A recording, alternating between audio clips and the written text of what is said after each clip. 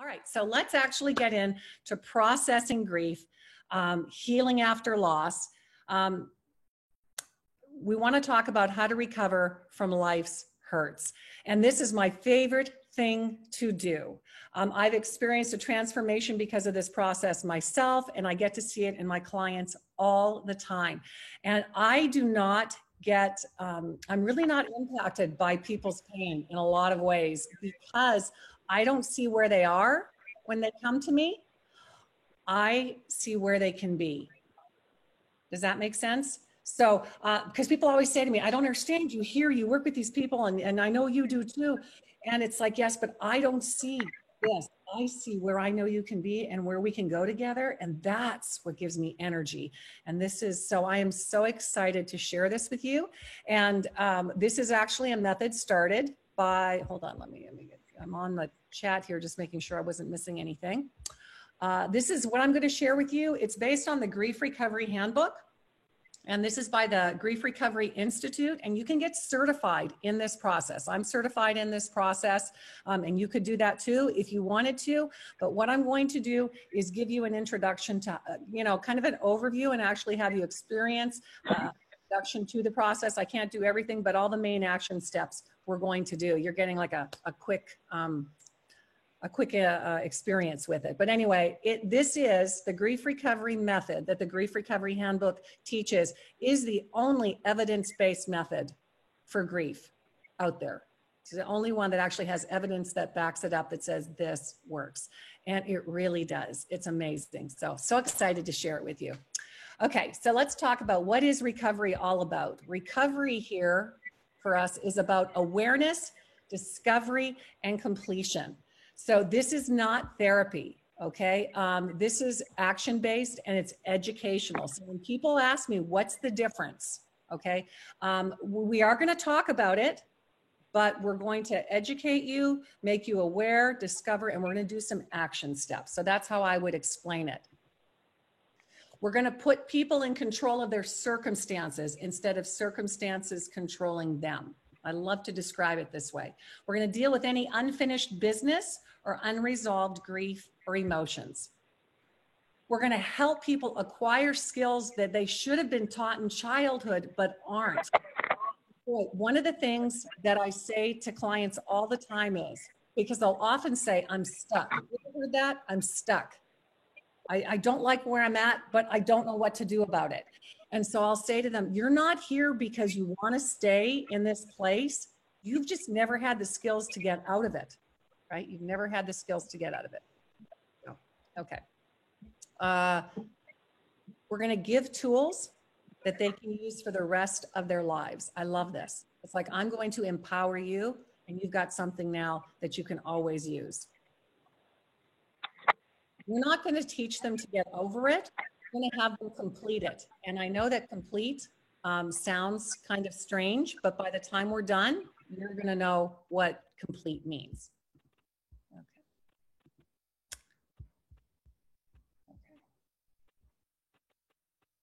Oh, okay. Wait a minute. Got it. Okay. Sorry. Just trying to make sure I'm paying attention to what's important.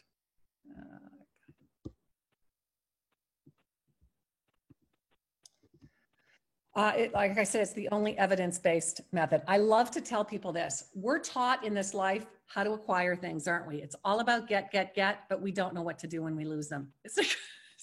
And that's exactly what's happening now in our world today. So let's look at some of the myths of grief. And this is one of the things, it would be one of the sessions that we would do with the clients. It just takes time. Grieve alone. Be strong for others. Don't feel bad and replace the loss. And these are tapes that we hear in our head. Keep busy. All right, so I'm gonna have to go through these kind of quickly. Don't feel bad. How many of you from an early age heard don't feel bad, right? What happens when a child falls down? What do we do? Oh, you're okay, right? That doesn't hurt. You're all right. You're all right. Have a cookie. How much? It's like, don't feel bad and eat. So you wonder where those things come from, right? You can see our preoccupation with food. Society, we're uncomfortable when confronted by displays of emotions, not happy emotions. We're okay with happy emotions, right? It's the negative emotions, the sad emotions that we don't like. Get a hold of yourself. Keep a stiff upper lip. We hear these things. People intellectualize. And even though the cause of the loss is intellectual, the grief is the emotional response. And that's what we're going to deal with. So picture this. A friend says, how are you doing? A griever says, I'm heartbroken. I miss her so much. And the friend says, don't feel bad. She's not in pain anymore. Sound right? Yeah, we all hear it. So we had an example of a teenager party. They have it. It's in one of their handbooks. I want to say really quickly. So a family was having a party. One of their teenage daughters had invited her friends to come. Just before the party, it gets started, she hears from all three of her friends that none of them are going to come. They have other plans. So she's telling one of the friends of her parents, none of my friends aren't coming. What would we normally say? Anybody want to? Oh, you know, have a good time. Don't worry about it, right? It's not a big deal. We're going to have a good time together.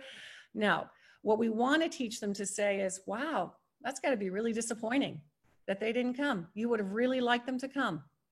Wow, that's too bad. And you let them have the feeling, validate it, and then she can have a good time at the party. But instead we tell them they're not supposed to feel that way.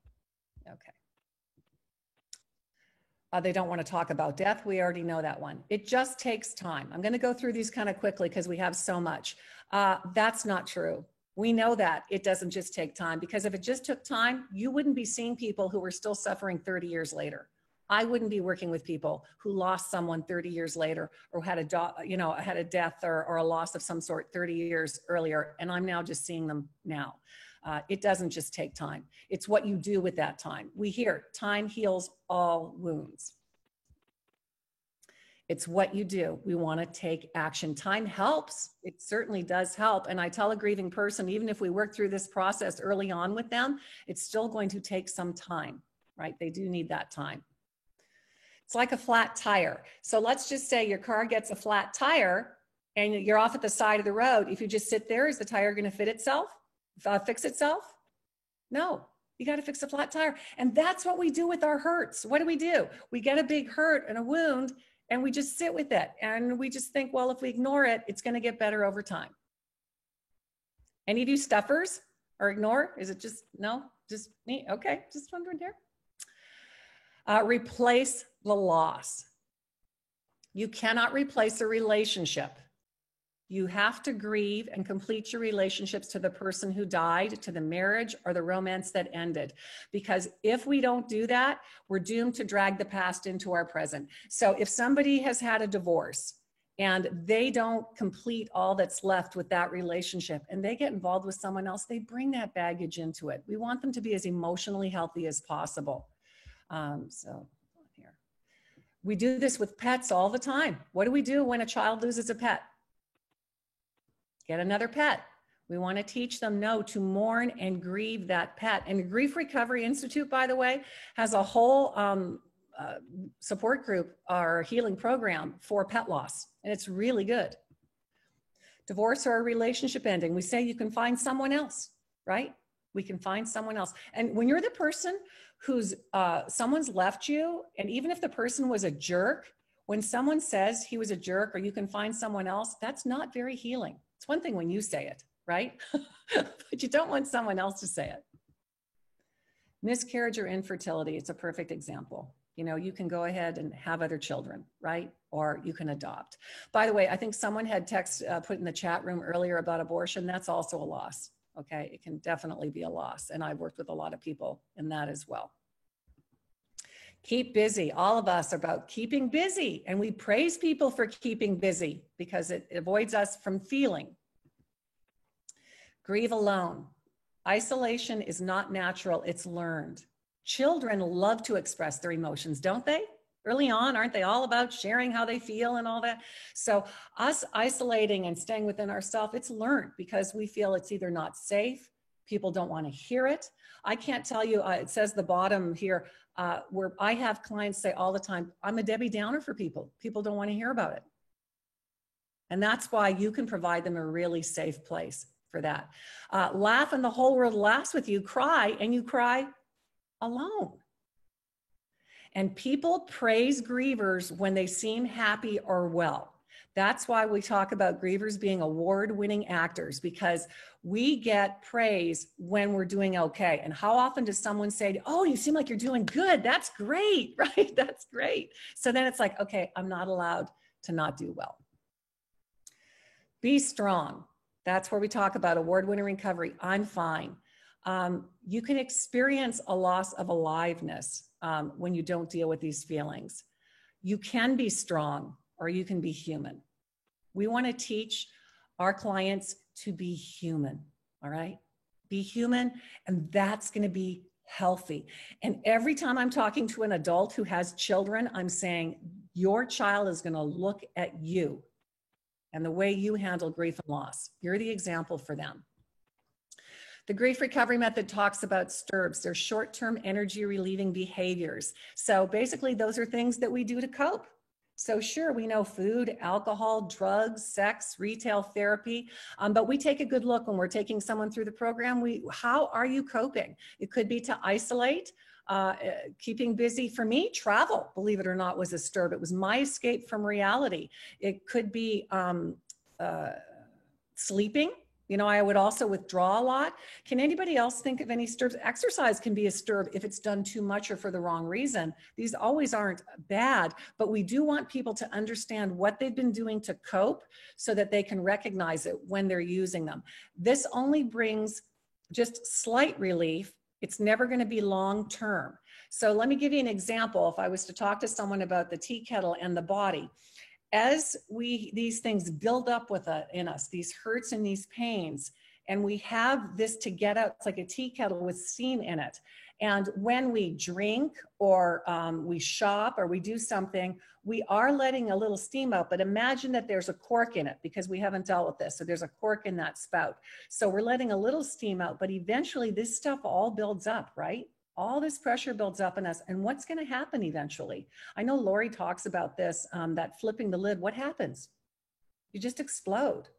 Have you ever seen someone react inappropriately to a situation, right? Or to the law, whatever just happened, it was out of proportion. And they just had enough, right? It was just, so there's that release because we've never dealt with this.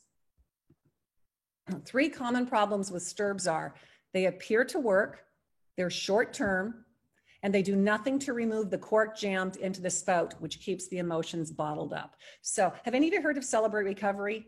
I don't know if you're familiar with that. Okay, so Celebrate Recovery is a 12-step program, but it's a faith-based 12-step program. And I've spoken to a lot of their leadership, and we go and I talk about loss, and it's all about dealing with addictions and things like that. And I said, you know, so many of the people that are coming to your programs, it's loss issues, right? They're doing these behaviors because of hurts and pains and losses in life. And I've gotten many clients through Celebrate Recovery, through my speaking. And it's so interesting because they tell me Celebrate Recovery, so it would be similar to AA, has taught me how not to take a drink, right? How not to do that, or how not to go into my addiction. But this process has taught me why I did it and helped heal the pain that was causing me to do it, to want to do that. How beautiful is that, right? How beautiful that we're pulling the cork out. So the best way to handle STIRBs is to complete the incompleteness. So what our goal here with recovery is the ability to transform the quality of your life. So you're going to be able to complete your relationship with someone who's died or any other loss. So life may once again be rich and fulfilling, even if it will never be the same. We don't say it's going to be the same. So you see here a little backpack with rocks, and this is a good way to present this to your client or anyone you're working with.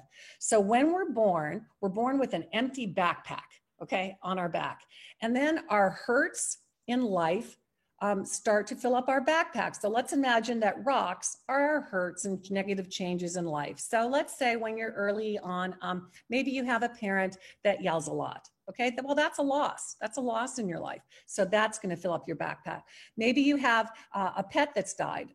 Okay, so that's another loss. Maybe you have some friends that turned on you. Okay, that's more in our backpack. All those hurts. Maybe a grandparent dies, another one. What's happening? Your backpack is filling up. If you've never been taught how to deal with loss, it starts to weigh on you. Your parents get divorced. Okay, that's a big one. Okay. Can you just, as I'm talking about this, can you feel the weight? And I'm sure when you look at that loss list and you think of your losses, how many of us are carrying huge backpacks? And we just get used to walking around with it. As a matter of fact, what I will hear, probably the biggest description I hear with people who work through this process is, oh my gosh, I feel like a weight's been lifted from me. You will not even realize what you're carrying until you get it off. So what I tell people is it's time to empty that backpack. Okay, it's time. We want to get rid of it. So we want to take a big look at what you're carrying in there. All right.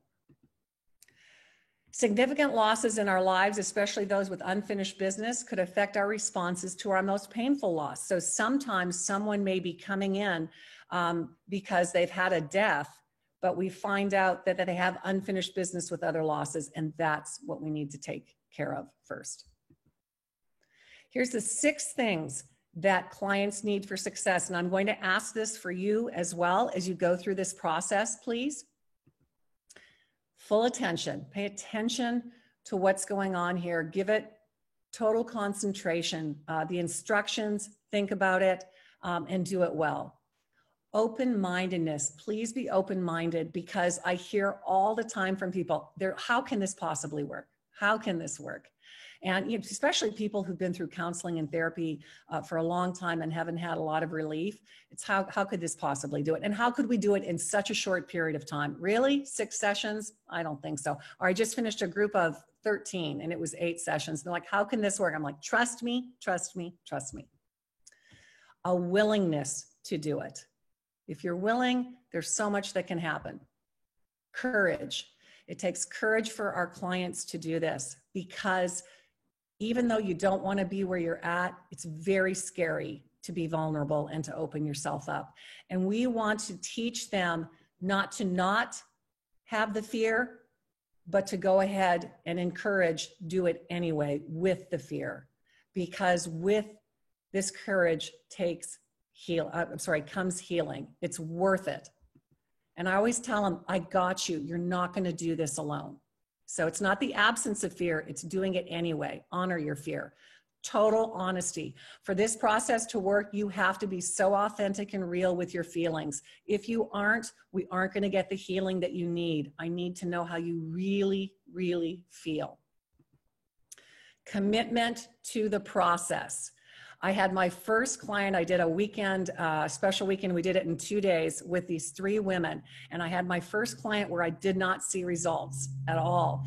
And the reason was she did not do the process. She thought, I thought she was, and she didn't. She did everything her own way. And so it made total sense to me. And I don't know why she did it. Maybe she wasn't ready to get well. But it was very sad to watch, but it made sense. So you've got to follow it as we explain it. You don't want to skip a step. By the way, I also, for me, when I do this program, I charge clients ahead. So I know like they're going to finish it. Does that make sense? It's like, I know if you're going to do this, I charge you this much up front because I want you to complete the program, even when it gets tough. I don't want you to stop. We consider incompleteness is the pain often associated with unmet dreams, hopes, and expectations. The things we wish were different, better, or more, and you're going to hear this a lot. So what would transformation and healing look like? This is what I tell clients. How would you like to feel better? How would you like to find happiness again and feel freedom and safety? Being able to enjoy fond memories without the pain. Fully engaging in relationships and feeling unstuck. I get that all the time. I'm just stuck. And these losses and this backpack, it's our filter through which we see so many things and deal with other relationships. So when we free ourselves of that filter, we are just free to enjoy life to the fullest and to be emotionally healthy. I love the artichoke analogy where, we want to get to the heart of the matter, but we're peeling back the layers. We're peeling off these leaves of the artichoke. That's what the grief recovery process is all about. Recovery does not mean that you forget the one you lost or that your life will ever be the same again. We always want to tell people that because so many people think that when we're going to help them heal, it means they're going to forget their loved one. No, that's not what it's about. It's about feeling better. And we talked about claiming your circumstances, getting skills, knowing that Every time you complete a loss, you're going to be better and be able to love as totally as possible. And I ask people, what would your life look like if you were healthy, in a healthy recovery mode? Paint a picture. It's nice for them to see that. And I know I'm healthy when. I know I'm going quick. This is what we want people to get to. We've got our big, I guess that's a sack, briefcase. And when we're done with working with all their losses, we get down to the purse. So